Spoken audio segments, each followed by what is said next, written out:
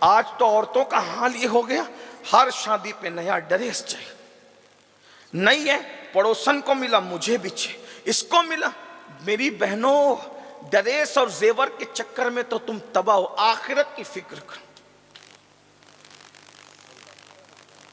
Dress تو نچنیوں کو اور زیور تو نچنیوں کو بھی مل جاتے، قبر کی فکر کب کرو گی؟ میں اپنی بہنوں سے مخاطب ہوں، قبر کی فکر کب کرو گی؟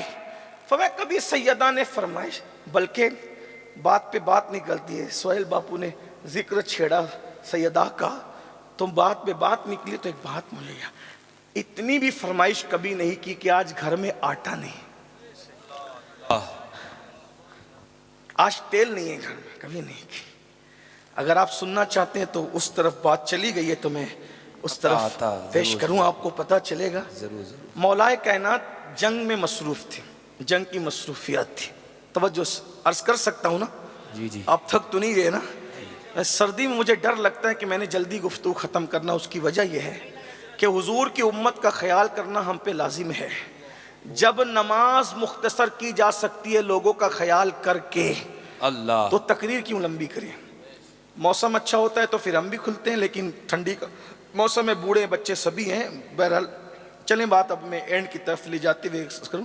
مولا علی جنگ کے ماحول میں ہیں، جنگ کی مصروفیت ہے، اور جنگ کی مصروفیت میں اتنے بیزی ہو گئے ہیں، ظاہر سی بات ہے جنگ کی مصروفیت کوئی معمولی تو نہیں ہوتی نا، جنگ کی مصروفیت اور پھر مولا علی جنگجو آدمی، بہادر آدمی، ایسا بہادر کہ میرے آقا نے کہا لا فتح الا علی، سبحان لا اللہ، سیف الا ذوالفقار، سبحان علی کی اللہ، طرح بہادر کوئی جوان نہیں ہے اور ذوالفقار کی طرح کوئی تلوار نہیں۔ بے شک بے شک، جس کی تلوار کی نبی جائے وہ ماں سبحان اللہ تعریف کرے، اور جس کی بہادری کی پھر وہ بہادر تو پھر بہادر۔ اتنے بہادر تھے مولا مشکل کشا، اتنے بہادر کہ اللہ اکبر۔ مولا مشکل کشا کا حال یہ کہ اگر کسی کے پیر پر پیر رکھ دیں ہٹا نہیں سکتا بندہ، اللہ، بڑے بہادر تھے، بڑی بہادری تھی، اللہ نے بہت بہادری تھی۔ اتنے بہادر تھے مولا مشکل کشا پاک کہ 70 لوگ جس وزن کو نہ اٹھا سکتے تھے، مولا کائنات اس کو ایک ہاتھ میں اکھاڑ لیتے، سبحان اللہ، اکھاڑا پھینکا۔ بہادری ان کا اپنا انداز تھا۔ اتنے بہادر تھے کہ جس کو جہنم تک پہنچاتے تھے ٹیڑھا ترچھا نہیں کاٹتے تھے، وہ برابر برابر کاٹتے، اللہ، اللہ، اس میں بھی مولا علی حیدر، بہرحال تو مصروف رہے، اور مصروفیت میں تقریباً ہفتہ گزر گیا، ایک ہفتہ گزرا، اور ایک ہفتے کے بعد جب راحت ملی تو مولا پاک گھر میں آئے اور سکون سے بیٹھے، تو سیدہ سے پوچھا کہ 7 دن کی مصروفیات تھوڑی کم ہوئی ہے تو دل چاہتا ہے کہ آج کچھ کھائیں، آج کچھ کھائیں، کیا پکایا تم نے؟ سیدہ نے کہا کہ 7 دن ہے، 7 دن سے گھر میں اللہ کی برکت ہے۔ سبحان اللہ، جواب دیکھیں ذرا، اچھے باپوں کی اچھی تربیت ایسے جملے نکالتی ہے۔ بے شک، جس کا بابا جانوروں کو بے مثال بنا دے، واہ، قصوہ اور یافور جہاں پہنچ کر مؤدب ہو جائیں، بے شک، اپنی شہزادی کی کیسی تربیت کی ہوگی؟ جس کی نگاہ انسان کو آسمان ہدایت کا تارا بنا دے، وہ نبی کا بدعہ، رسول اللہ کے جگر کا ٹکڑا، کیا شان کا مالک ہو۔ حضور کسی کو ایک بار گود میں لے لیں وہ بے مثال ہو جائیں، حضور جس کو روز روز رات و دن ہاتھوں میں لے کر کے اپنے سینے سے لگائیں، اپنی زبان چسائیں، خود ان کو بوسے بھی دیں، ان کو چومے بھی اور سونگھے بھی، اس سیدہ کی شان کو کون بیان کرے، کتنا بیان کرے۔ لیکن جواب کیا خوبصورت ہے۔ آج کل تو عورتیں ناشکری، گھر میں یہ نہیں وہ نہیں، جب سے شادی ہوئی ہے میں کبھی خوش نہیں ہوں، یہ ہے وہ، ناشکرا پن مت کرو، یہ جہنم کی نشانی اور جہنمی ہونے کی نشانی ہے۔ سیکھو، دین سیکھو۔ 7 دن سے اگر کسی کے گھر میں چولہا نہیں جلا، وہ عورت کیسا ماں بھارت مچائے گی گھر میں؟ لیکن یہ سیدہ کی شان ہے۔ شوہر 7 دن کے بعد پوچھتا ہے تو کہا 7 دن سے گھر میں اللہ کی رحمت ہے۔ سمجھ گئے کچھ نہیں ہے، یعنی اللہ کی رحمت ہے، رحمتیں بس اللہ کی رحمت کے سوا اور کچھ نہیں. اچھا شہزادوں کا کیا؟ کا روزانہ بہلاتی تھی اور پانی پلا کر کے سلاتی. کربلا میں بھوک اسی لیے ڈگمگا نہ سکی کہ وہ پہلا اتفاق نہیں تھا بھوکے اور پیاسے رہنے کا، بچپنے سے تربیت ہو رہی تھی. بے شک بے آپ شک. کیا سمجھتے ہیں رمضان شریف میں پہلا دوسرا روزہ لوگوں کو بھاری اس لیے پڑتا ہے کہ عادت نہیں ہوتی نا. جس کو عادت ہو اس کو بھوک اور پیاس کوئی اہمیت نہیں رکھتی. ہاں اور پھر یہ بھی یاد رکھیں، لوگ کہتے ہیں علی اکبر کا جنازہ اور علی اصغر کا جنازہ اٹھاتے ہوئے کیوں نہیں لرزے؟ میں نے کہا جو اپنے باپ علی کی شہادت دیکھ چکا تھا وہ اپنے بیٹے کی شہادت پر کیسے ہل جاتا؟ اس لیے کہ جس کو باپ کی شہادت نہ ہلا سکی اسے بیٹے کی شہادت کیسے ہلا سکتی؟ بے شک. یہ مزاج دیا گیا، مزاج دیا گیا. بہرحال تو بچوں کو بہلاتی رہی، سلاتی رہی، پانی پلا پلا کر 7 دن ہوئے. اچھا اب تو رات بھی بہت ہو گئی ہے سیدہ، سن لیں یہ گھر ہے ان کا، اب تو رات بھی بہت ہو گئی ہے سیدہ، اب تو ایک کام کرتا ہوں میں باہر جاتا ہوں، دعا کرو کچھ کام مل جائے تاکہ میں کم سے کم 2 درہم کما سکوں. مولا علی مانگنے نہیں جا رہے، قرضہ مانگ لو، اس سے لے لو، اس سے نہیں نہیں نہیں نہیں. وہاں بھی ہے کہ چلو میں ذرا دیکھتا ہوں کچھ کام دھام کر لیتا ہوں. باہر نکلے تو دیکھا کہ مدینہ منورہ میں کوئی قافلہ آیا ہوا ہے اور وہ اپنا مال اتار رہے ہیں. مولا علی پہنچے اور پہنچ کے کہنے لگے کہ میں تمہارا سامان اتار دوں؟ کتنا دو گے اس کے بدلے میں؟ کہا کہ اگر اے جوان، وہ پہچان نہیں سکے، اے جوان اگر تو نے ہمارا سامان اتار دیا ہم تجھے 2 درہم دیں گے. اچھا ٹھیک ہے. فٹافٹ سامان اتار دیا. اس میں گھنٹوں بیت گئے، اتنا سامان اتارا. 2 درہم انہوں نے دیا. 1 درہم کا کسی کے دروازے پر گئے، دستک دی، اور 1 درہم کا آپ نے سامان خریدا، آٹا واٹا جو بھی تھا، اور 1 درہم الگ سے رکھ لیا تاکہ ایک صبح کسی فقیر کو صدقہ کریں گے. 2 کمایا، اس میں سے بھی ایک صدقہ کرنا ہے، اور 1 لیا. لائے اتنے ٹائم میں سیدہ نے چولہا جلایا. سیدہ جب چولہے میں پھونکتی تھی نا تو چولہے کا گرد و غبار سر پر اور چہرے پر آتا تھا. اور عورتیں جانتی ہیں کہ جب چولہے میں پھونکو تو واپس ذرات آتے ہیں. یہ سیدہ کا گھر تھا. پھونک رہی ہے، چلا رہی ہے. روٹی بنائی تو روٹی کتنی بنی؟ 3 روٹی بنی. اس میں جتنا آٹا آیا تھا 1 درہم میں 3 روٹی بنی. 1 روٹی مولا علی کو رکھ دی، 1 روٹی کے 2 ٹکڑے کر کے دونوں شہزادوں کو رکھ دیا، اور 1 روٹی اپنی کنیز کو دے دیا. 1 روٹی کنیز کو دے دیا. اور جب مولا کائنات کھا چکے فرمایا کہ تم نے کھایا؟ کہا کہ 3 ہی روٹیاں بنی تھی نا، 1 آپ کو دے دی، 1 میں سے 2 ٹکڑے کر کے شہزادوں کو کھلا دیا، اور کنیز کا بھی حق تھا اس کو. تو آپ، میں نے پانی پی کر کے میں نے صبر کر لیا. اللہ یہ اللہ. 8واں دن. 8واں سیریل دیکھ کر زندگی گزارو گی تو طلاق کی نوبت آئے گی، اور سیدہ کو دیکھ کر زندگی گزارو گی تو تمہارا گھر جنت نشان بن جائے گا. بے شک. سیدہ پاک دوپٹہ اتنا پھٹا، اسی پہ بات آگے چلی تھی، بات کو پوری کرتے ہیں. دوپٹہ اتنا پھٹا کہ پہننے کے قابل نہ رہا. تو مولا مشکل کشا نے کہا فاطمہ تمہارا دوپٹہ پھٹ گیا ہے، یہ پہننے کے قابل نہیں رہا ہے. کہا کہ ہاں میں بھی محسوس کرتی ہوں. تو کہا تمہارے ابا جی سے طلب کر لو، وہ تو سب کو عطا کرتے ہیں. سیدہ نے کیا کہا پتہ ہے؟ حیا آتی ہے نا ابو سے مانگنے کے لیے. اللہ. سارا جہان جس سے مانگتا ہے کہتے ہیں حیات چلو ہم چل کر تمہاری سفارش کرتے ہیں. گئی ہیں، جانے کا کیا تھا، بازو میں ہی گھر، ابھی بھی بازو میں ہی ہے. مسجد نبی میں 2 ہی حجرے بچے ہوئے، باقی سب ختم ہو گئے. ایک تو سیدہ کا حجرہ ہے اور ایک تو سیدہ عائشہ کا. دونوں حجرے ابھی بھی 2 حجرے موجود ہیں. جو ہم تالا دیکھتے ہیں جہاں دروازہ ہے حضور کے، حضور علیہ السلام کے مزار میں جانے کا جو دروازہ ہے، جو دروازہ ہے سیدہ کے حجرے میں لگا ہے. یعنی ابھی بھی حضور بتا رہے ہیں کہ ظاہر میں بھی میرے پاس آنا ہو واہ واہ، سبحان اللہ سبحان اللہ، نعرے تکبیر۔ اس عالم ظاہر میں بھی اگر میرے گھر میں آنا ہو تو سیدہ کے یہاں سے ہو کر کے آؤ۔ یعنی اب بھی کوئی منکر، گستاخ رسول، بدعتی، کیسا ہی سڑے ہوئے عقیدے والا، اگر حکومت سے اجازت لے کر حضور کے حجرے تک جانا چاہیں تو حضور کے حجرے تک جانے کے لیے دروازے سیدہ سے گزرنا اس کے لیے ضروری ہے۔ یعنی بتایا جا رہا ہے ارے جب ظاہر میں سیدہ کے در کے بغیر میرے گھر میں نہیں آ سکتا تو حقیقت میں آل رسول کا دامن چھوڑ کر رسول تک کیسے پہنچ سکتا ہے؟ اسی لیے تو سرکار نظمی نے بھی کہا تھا ملتا ہے مصطفیٰ کا در آل رسول کے طفیل۔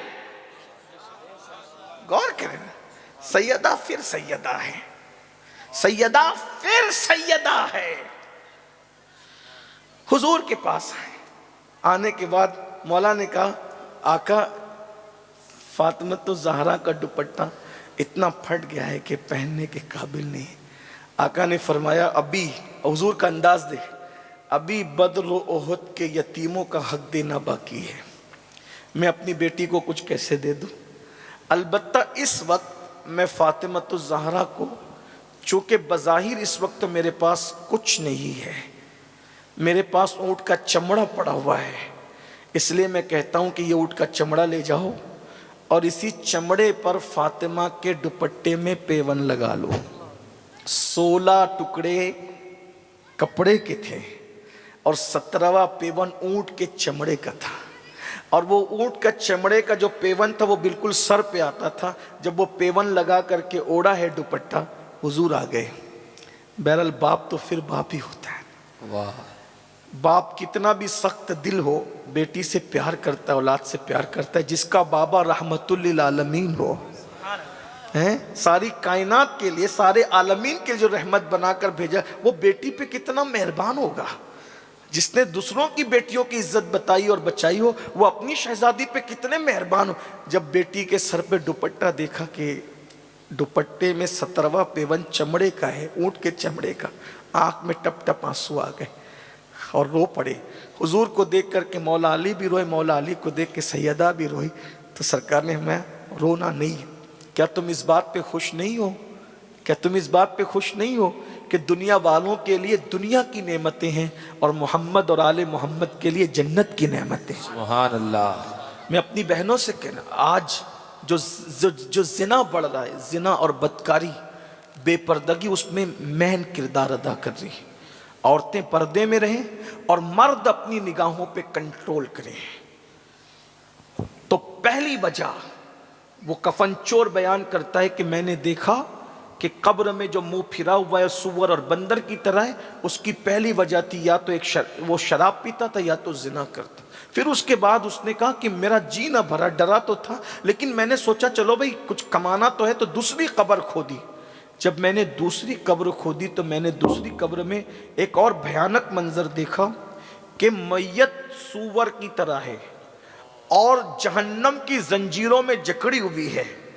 تو میں نے پوچھا، میں تو وہاں حال یہ تھا کہ اس سے بھیانک منظر، سور کی شکل میت کی، اور وہ بھی زنجیروں کے اندر، جہنم کی آگ کی توق اور اس کی زنجیروں میں جکڑا ہوا ہے۔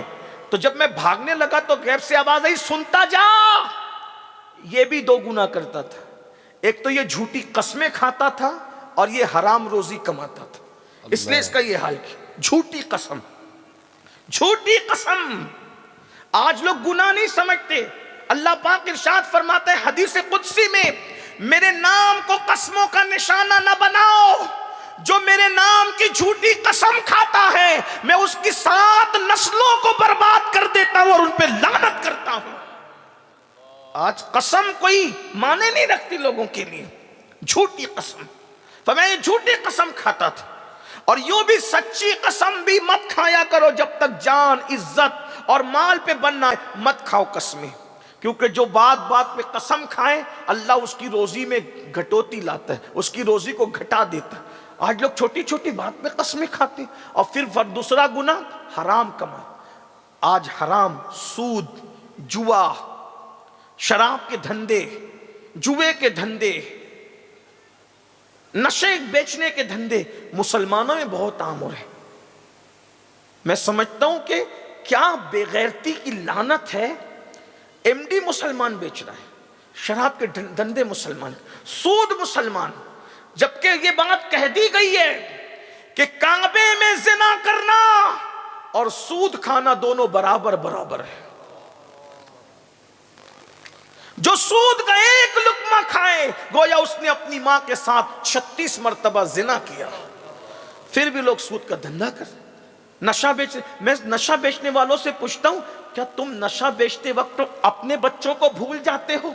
نشہ نہیں بیچ رہے ہو، موت بیچ رہے ہو. موت، دولت ہی سب کچھ نہیں ہے، مال ہی سب کچھ نہیں ہے. میرے بھائیوں دیکھ لو دنیا کا انجام. ارے حلال کمانے والے اپنی قبر میں کیا لے گئے جو ہم حرام کما کر اپنی قبر میں لے جائیں گے؟ قرآن کہتا ہے لا تنس نصیبک من الدنیا، دنیا سے اپنے نصیب کا مت بھولو، سوائے کفن کے کچھ نہیں لے جاؤ گے. ارے خود کی زمین میں دفن ہونا بھی نصیب نہیں ہوگا، دفن بھی ہوں گے تو قبرستان میں ہو. کون سے نشے میں ہو، کس گھمنڈ میں ہو. قارون کا خزانہ اس کے ساتھ گیا، نمرود کی دولت اس کے ساتھ گئی، فرعون کی دولت اس کے ساتھ گئی، بخت نصر کی دولت اس کے ساتھ گئی. ہمارے ساتھ کیا جائے گا؟ اس لیے حرام سے بچو، حرام روزی سے بچو، حلال کی طرف آؤ. اور حرام کھلاؤ گے اپنے بچوں کو. جب حرام کھانے والے بچے جوان ہوں گے ماں باپ کے ساتھ بغاوت کریں گے. آج اگر ہمارے بچے ہمارے باغی ہو رہے ہیں، وجہ ہم نے ان کو حلال کتنا کھلایا، کتنا حلال کھلایا. جو حرام سے خون بنے گا اور گوشت بنے گا وہ باغی ہی بنائے گا. آج لوگ، میں اتنی بڑی اسکول میں ڈال رہا ہوں اپنے بچے کو کہ میرا بچہ اچھا بنے. بھائیو اچھے اسکول سے بچہ اچھا بننے میں صرف 5%، بس 95% حلال غذا. آج غذا حرام ہے. اس لیے دیکھ لو بچے ڈاکٹر بن جا رہے ہیں، ٹیچر بن جا رہے ہیں، انجینئر، ماں باپ کو چھوڑ کے بھاگ جا رہے ہیں. اب ماں باپ بڑھاپے میں رو رہے، کیوں؟ کھلایا کیا؟ یہ بتاؤ کیا کما کے کھلایا؟ اس پر ایک بات میں آپ کو بتاؤں، توجہ کرنا. حلال کیا اپنا اثر ہے. ایک بزرگ تھے، نام نہیں لوں گا اب ان کا، نام لوں کیونکہ جب کوئی عبرت کی بات بیان کرنی ہوتی تو میں بزرگوں کا نام نہیں لیتا. بہت بڑے بزرگ تھے، بہت بڑے بزرگ. ان کا شمار غوث پاک کے اور غریب نواز کے بھی پیروں میں ہوتا ہے، پیروں کے پیروں میں ہوتا ہے. ان کا بیٹا تھوڑی مستی کرتا. ایک مرتبہ مستی میں ان کے بیٹے نے ایک بیشتی سمجھتے ہیں، بیشتی پانی جو بیچتے ہیں، صبح صبح اس کے مشکیزے پہ تیر چلا دیا. اس کا پورا پانی بہہ گیا، مشکیزہ بھی پھٹ گیا. غریب آدمی کے لیے مشکیزہ بہت بڑی چیز تھی.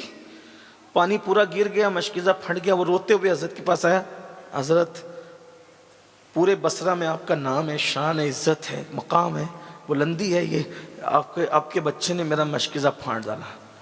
آپ نے فوراً پیسے دیے، خادم کو مشکیزہ منگایا نیا، پرانا مشکیزہ بھی درست کروایا، دونوں مشکیزے دیے، حلوہ منگایا، حلوہ کھلایا، کہا بیٹا جاؤ. اس نے کہا پرانا بھی درست کر کے دے دیا، نیا بھی دے دیا، حلوہ کیوں؟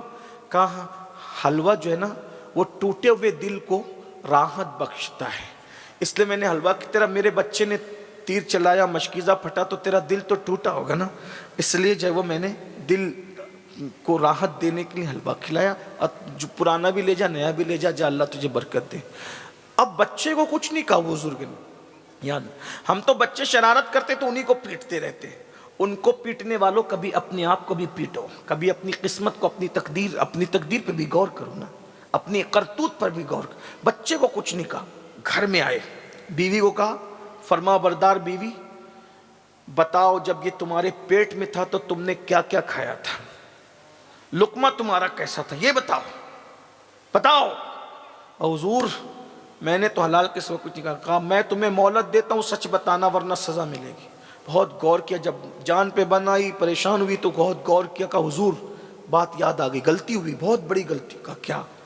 کہا بصرہ سے کچھ تاجر جا رہے تھے، ان لوگوں نے سوچا کہ ہم اپنا مال کہیں اور رکھیں گے تو لوگ خیانت کریں گے، تو انہوں نے کیا کیا، اپنا سامان اپنے گھر میں رکھا اور اس سامان کے اندر انگور کا ٹوکرا تھا اور یہ بچہ میرے پیٹ میں تھا. تو انگور کی خوشبو اتنی آ رہی تھی, میرا دل چاہ رہا تھا کہ انگور کھاؤں, اور آدھی رات ہو چکی تھی, اجازت لے نہیں سکتی تھی. اگر بغیر اجازت انگور کھاتی تو حرام ہوتا. تو میں نے کیا کیا, لذت بھی مل جائے چوری بھی نہ ہو, تو میں نے سوئی لی اور سوئی لے کر انگور میں چبویا, اور سوئی کے ناکے پر جو پانی آیا انگور کا وہ میں نے چوس کر اس کی لذت لے لی. کہا یہ اسی کی نحوست ہے کہ تو نے اتنا حرام کھایا نا, یہ بیٹا اسی لیے بدماش اور شرارتی پیدا ہوا. اتنے بڑے ولی کی بیوی اگر انگور کا رس سوئی کے ناکے پہ انگور کا رس کتنا آتا ہے, جب وہ چوس لے تو حال یہ ہوتا ہے کہ بچہ بدماش اور شرارتی پیدا ہوتا ہے. جو قرضہ لے کر کھا رہے ہیں, ادا نہیں کر رہے ہیں, پورا ہڑپ کر جا رہے ہیں, بھائیوں کا حصہ نہیں دے رہے ہیں, بہنوں کا حصہ دبا لے رہے ہیں, موبائل چوری کر کے کھا رہے ہیں, سود کے پیسے کھا رہے ہیں, حرام کے پیسے کھا رہے ہیں, دادا گیری کر کے بھتہ وصول کر رہے ہیں, ان کی اولادوں کا کیا ہوگا؟ اگر اپنی نسلوں کو بگاڑنے سے بچنا ہے, حلال. جس وقت مکتوم اشرف جہانگیر سمنانی ہمارے مرشد ماں کے پیٹ میں آئے اور پورے محل میں خوشیوں کی شہنائی بجنی شروع ہوئی کہ ملکہ کو خوشی دکھائی اللہ نے, برسوں بعد بچہ ماں کے پیٹ میں آیا تو مخدوم اشرف کے والد بزرگوار سید ابراہیم نور بخشی اپنی بہن کو بلا کر کہتے ہیں, بہن دیکھو اب میری بیوی کا تم خیال کرنا, کوئی حرام لقمہ اس کے منہ تک نہیں جانا چاہیے ورنہ بیٹا نیک نہ بن سکے. توجہ کریں, یہ بزرگوں کی. آج لوگ کہتے ہیں اللہ والے کیوں نہیں ہیں. میں نے کہا نماز ہے, روزہ ہے, حج ہے, زکوٰۃ ہے, تلاوت ہے, سب ہے, پھر اللہ والے کیوں نہیں؟ تو یاد رکھیے نماز تو ہے مگر پیٹ میں حلال نہیں, روزہ تو ہے مگر پیٹ میں حلال نہیں ہے, داڑھی تو ہے مگر پیٹ میں حلال نہیں. دیکھ لو چیک کر کے اپنا لقمہ کتنا حرام کھا رہے ہو. تو فرمایا آواز آئی, یہ قسمیں کھاتا تھا اور حرام کھاتا. پھر بولا وہ میں وہاں سے بھاگا, پھر میں نے تیسری قبر کھودی. تو جب میں تیسری قبر پر پہنچا تو میں نے کیا دیکھا, ایک بندہ ایک گدی سے اس کی زبان باہر نکلی ہوئی ہے کتے کی طرح, اور اس کے پورے جسم میں آگ کی کیل ٹھوکی ہوئی ہے, کتے کی طرح زبان لٹکی ہے اور آگ کی کیلیں اس کے جسم میں ٹھوکی ہوئی ہے. یہ منظر دیکھ کر کے جیسے میں بھاگنے لگا تو غیب سے آواز آئی, یہ نہیں پوچھے گا کہ یہ کون تھا. اس میں بھی دو گناہ تھے, یہ لوگوں کی غیبت کرتا تھا, چغلی کرتا تھا, اور دو لوگوں کے درمیان لڑائی لگاتا تھا, جھگڑا لگاتا تھا. اس لیے کتے کی طرح اس کی زبان لٹک گئی اور اس کے پورے جسم میں جہنم کی آگ کی کیلیں ٹھوک دی گئی. یہ قبر ہے. آج بھی لوگ غیبت کرتے ہیں, غیبت مطلب اس کے پیچھے اس کی برائی, اس کے پیچھے اس کی برائی. اور فرمایا الغیبت اشد من الزنا, کہ زنا سے بڑھ کر غیبت ہے, زنا سے برا کام غیبت ہے. اللہ اکبر. اور چگلی ادھر کی ادھر, ادھر کی ادھر. ایک مرتبہ امام اعظم ابو حنیفہ سے کسی نے کہا, ایک معتبر ذرائع سے بات مجھے پتا چلی کہ فلاں نے آپ کے بارے میں ایسا کہا. تو امام اعظم نے ہنس کے کہا, مجھے حیرت ہو رہی ہے اتنے بڑے عالم ہو, غیبت کرنے والے دنیا میں کب سے معتبر ہو گئے؟ دنیا میں غیبت, کیونکہ جس نے غیبت کی نا تو پھر وہ معتبر ذرائع کیسے ہو گئے؟ اگر آج غیبت اور چگلی ختم ہو جائے, ہمارے گھر کے, محلے کے, ملک کے 90% جھگڑے ختم ہو جائیں گے. امام اعظم فرمایا کرتے تھے مجھے امید ہے اللہ مجھے بخش دے گا. کا وجہ کہا کہ میں نے پوری زندگی میں کبھی کسی کی غیبت نہیں کی. آج ہم غیبت میں مبتلا ہیں, چگلی میں مبتلا, لڑا رہے, جھگڑا رہے, بھائی بھائی میں لڑائی لگا رہے ہیں, اور اسی طریقے سے جو ہے وہ محلے میں لڑائی لگا رہے ہیں, پیر و مرشد میں اور مریدوں میں لڑائی لگا رہے ہیں, اسی طریقے سے پڑوسی میں لڑائی لگا رہے ہیں, ننن بھاوج میں لڑائی لگا رہے ہیں, ساس بہو میں جھگڑا لگا رہے ہیں, اسی طریقے سے دیورانی جٹھانی میں جھگڑا یاد رہو کتے کی طرح زبان لٹکے گی قبر کے اندر اور جسم میں کیلیں ٹھوکی جائے گی. اس پہ میں اب زیادہ نہیں کہتا چونکہ وقت بھی میرا پورا ہو رہا ہے اور بہت لمبی گفتگو میں نہ کرتے کر چکا. آخری میں دو باتیں اور سن لیں, لیکن یہ بات میں آپ کو کہہ دوں